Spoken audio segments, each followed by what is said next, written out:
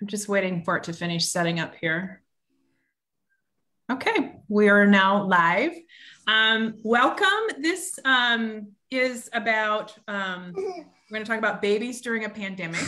I'm Annette Friesman. I am a grandmother that had a baby during a pandemic, so that's why I'm here. A little bit about COVID Recovery Iowa. We are a FEMA-funded program that's here to help Iowans stay as mentally healthy as possible. When there's a disaster, the state can go get funding from FEMA, apply for that funding to help people emotionally through a pandemic or through any disaster. This one happens to be a pandemic. And then if your county was hit by the derecho, we also will help with that one as well. We are not here to replace anything. We're here to connect with you. And then if need be, we can refer you on to other resources that are already out there. You can reach us we have a warm line, 844-775-9276, or an Iowa Concern hotline, 800-447-1985. We also have a website, covidrecoveryiowa.org. So that's who we are, and that's who I am. So who wants to go next? Ben, do you want to introduce yourself? Sure. My name is Ben Nystrom. I'm with COVID Recovery Iowa also, and I've worked with these lovely ladies, and we're on here to talk about having a pandemic or a baby during a pandemic. So his baby that he had during the pandemic, you might see in the background. Yeah, so Miley. Kelly? Hi, I'm Kelly, and I work with COVID Recovery Iowa, and I am a grandma, a first-time grandma, and my daughter is here. Go ahead. I'm Ash, and I also work with COVID Recovery Iowa. I have a son that turns 3 months tomorrow, first-time parent, and this is actually my introduction back into work from maternity leave. Well, welcome back.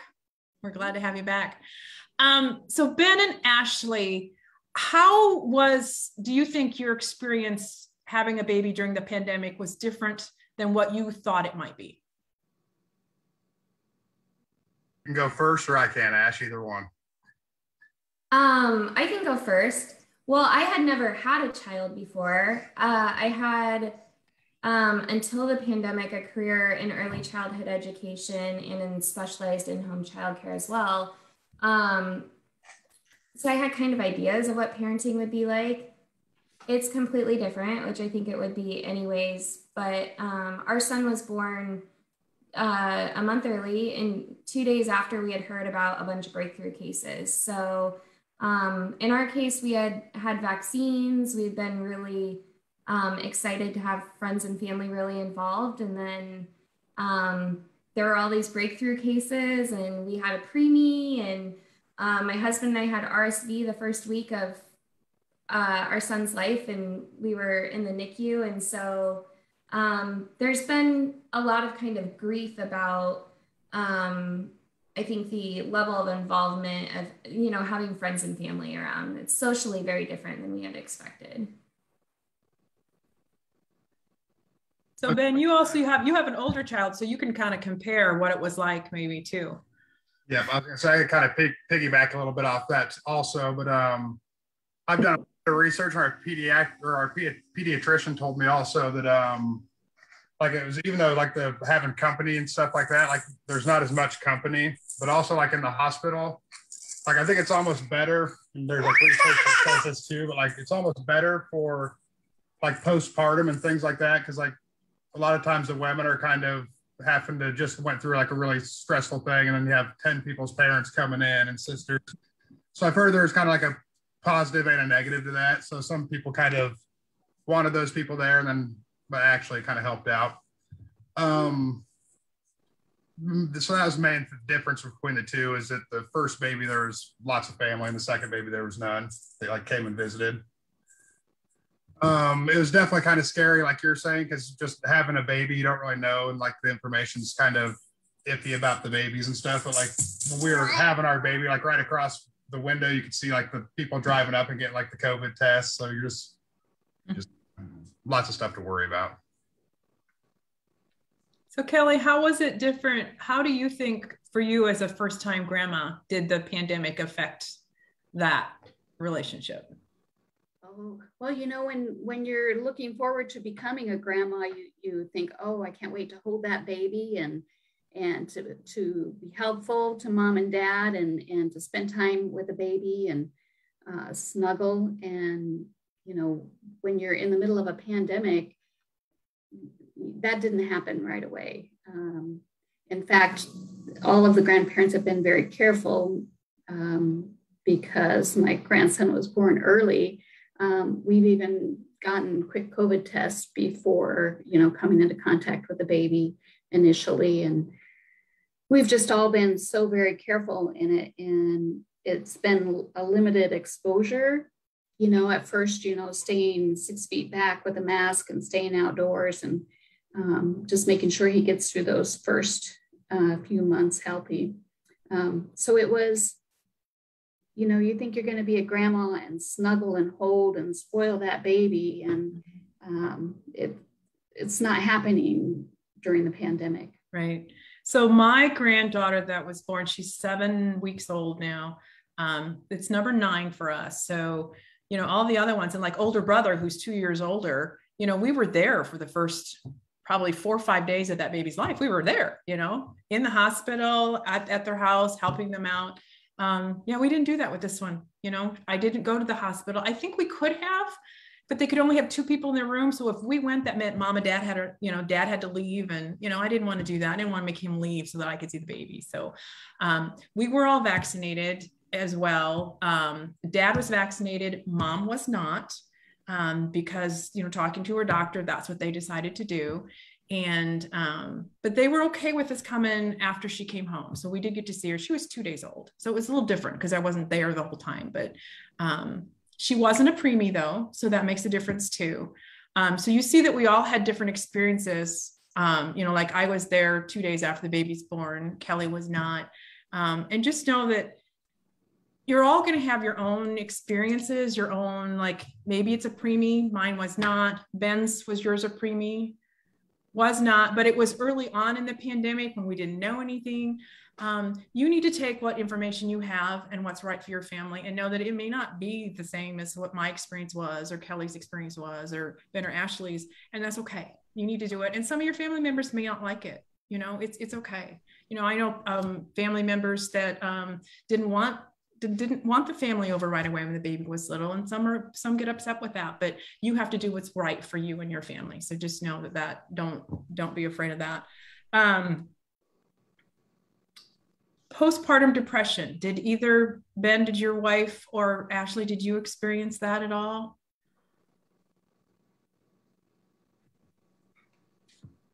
No, I had been that was one of my big concerns going into having a baby, was worrying about having postpartum depression. Chemically, no, but the level of kind of grief of the experience of being a first-time parent being different and not having all the help that we had anticipated. I think it wasn't postpartum depression, but there definitely was this kind of added weight and like postpartum fog and kind of grief. We were lucky that our doctor kind of was really upfront about it, and she had like a grandma. Our doctor had a grandma who experienced a lot of postpartum depression and stuff. So we just went into that kind of knowing that stuff. But one thing I would like to point out is there's like a postpartum depression that people don't really talk about too much, and that kind of happens like once the baby gets a little bit older. Like at first, like when they're like really little, like they have to depend on you for every little thing, and like they're kind of they have a mind of their own, but they're not trying to like squirm off you and stuff like that. So I think sometimes women go through that maybe later on once like the baby kind of grows up a little bit. I've done some research about that, and that's definitely a real thing. So. And depression overall during the pandemic has greatly increased. So it was right at 11% before the pandemic of adults saying that they have experienced depression, and it's up closer to 25%. So know that that's normal and it's okay, and reach out to somebody, whether it's us or your doctor or a friend. Just know it's okay and it's out there. So and I have a kind of additional comment on that. I had no idea until pregnancy that there are perinatal therapists that specialize just, in therapy for women or people who are pregnant or just having a baby. And so, about halfway through my pregnancy, I started working with a perinatal therapist. And so I had access to that and had a little bit of prep and guidance and professional help kind of navigating a lot of this. And like I said, I had no idea before any of this that existed, but I think that was a big help for me in processing a lot of this. How was, like, Kelly as a grandma preparing for the delivery of that baby? Did the pandemic, you think, change that for you, or how was it, for you in that preparation part and after baby was born? Oh, it was different. I think back to when I had my kids. My mom didn't live close, but my in-laws did, and they were up at the hospital during the labor process, and right after the baby was born, and it was a pretty inclusive situation with both of the births of my children.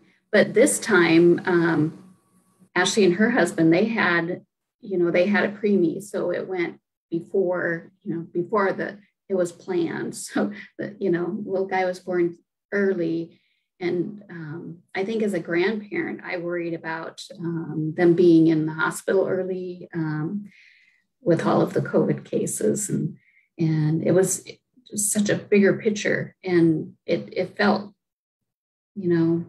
probably the other grandparents felt the same thing, felt a step removed, because you don't want to bother mom and dad going through the labor process and or take away their time with that new baby. But you can't really check in with them, and it's like, oh, I hope everything's going all right. So it was pretty different than what I would have thought it was going to be like. Yeah, I would, like, I said that too, how I was there, not when she was delivered, but right afterwards. And this time that didn't happen. So definitely. Do you think, Ben, you preparing for this delivery was different in the pandemic than it was for your first one? I mean, I would say so, just because of like the unknowns. Like the first one, there was nothing out there, so just the standard pregnancy, and then the unknowns, kind of like what Kelly was talking about. You kind of feel like a jerk telling people they can't come around, but you also don't want to have them get like COVID week 2 or something, and babies respond to it. So it is kind of a stressful thing telling your mom, like, well, you got to stay away when they're used to that other process also. But I don't know if that really answered the question. But you did. Okay. Yeah, no, you did. Anything else that any of you want to mention about having a baby during the pandemic, or grandbaby during the pandemic, that we haven't talked about that you would like to bring up? I'd just kind of like to put it out there that for any parents listening, this is your baby. And right now there's such a variety in the way people feel about the pandemic, about all aspects of the pandemic. But this is your baby, and you most certainly, this is your baby, so you get to decide how you feel about visiting or visitation, people coming to see the baby, and how people are involved, and when you open that baby up to visitors. I would imagine that'd be a hard thing for new parents to navigate, or any parents to navigate, and just believe in yourself and do what feels right. Absolutely. The same thing with the vaccination, to vaccinate or not to vaccinate. Talk to your doctor and you guys decide what's right for you, because no two people are the same.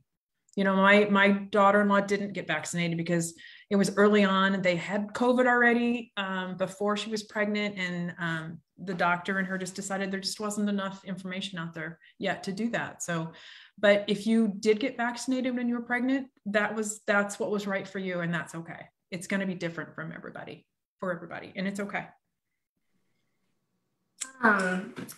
I think that the biggest thing I kind of want to put out there is just that there are no right answers, and that's just really hard. It feels, I think, for our family like a sacrifice all around. Like, you know, we're finding ways for grandparents to see the baby, and there's worry about, you know, illness. And so there's that kind of sacrifice of that peace of mind versus, you know, worrying about what if our grandparents don't get to know our baby. And so I think for us, it's just been a big thing acknowledging that everybody has feelings all around, and there's just a lot of kind of ambiguous grief, and there are no right answers, really. It's just kind of, I mean, what you guys have said, what's right for you and your family.